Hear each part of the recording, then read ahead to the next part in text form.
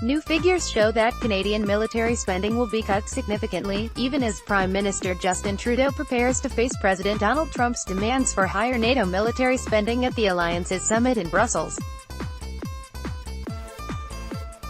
According to the CBC, Canada will spend 1.23% of its GDP on defence in 2018, down from 1.36% last year. This is far below the 2% target set for NATO members, which has been a particular source of irritation for the American president. Canadian National Defence spokesman Daniel Lebouthillier said the drop in investment was largely because of one-off payments, such as a retroactive pay increase for service members and a $1.3 billion payment to the fund that pays service members' pensions. In a statement reported by the CBC, Lebouthillier said, Canada continues to place a premium on tangible operational contributions as well as on demonstrating a commitment and capacity to deploy and sustain personnel in support of the NATO alliance. Meeting with NATO Secretary-General Jens Stoltenberg Wednesday morning, Trump set the tone for what is expected to be one of the most acrimonious conferences in NATO's 69-year history.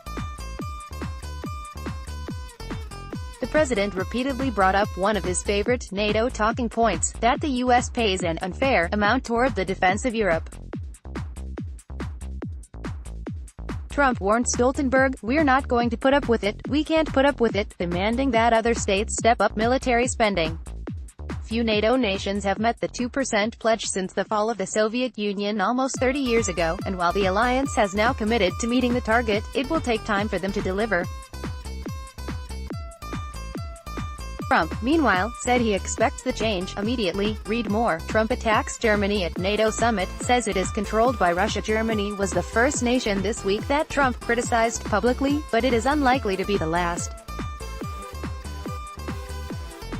Trump and Trudeau head to Brussels not long after a public spat that followed the G7 meeting in Canada last month. Trump's proposed tariffs were the subject of that disagreement. Trudeau had previously called the president's protectionism unacceptable, and after the G7 meeting warned that Canada will not be pushed around, Trump then refused to back the G7 joint statement, and took to Twitter to brand Trudeau as dishonest and weak. As the war of words escalated, White House trade advisor Peter Navarro said there was a special place in hell for any leader who engages in bad faith diplomacy with President Donald J.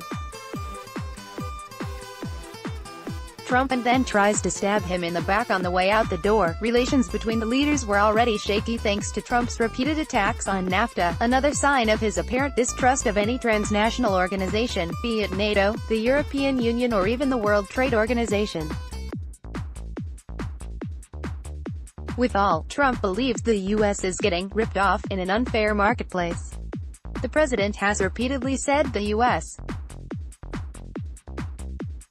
will no longer be the world's piggy bank. NATO leaders in Brussels this week likely fear a repeat of Trump's G7 performance.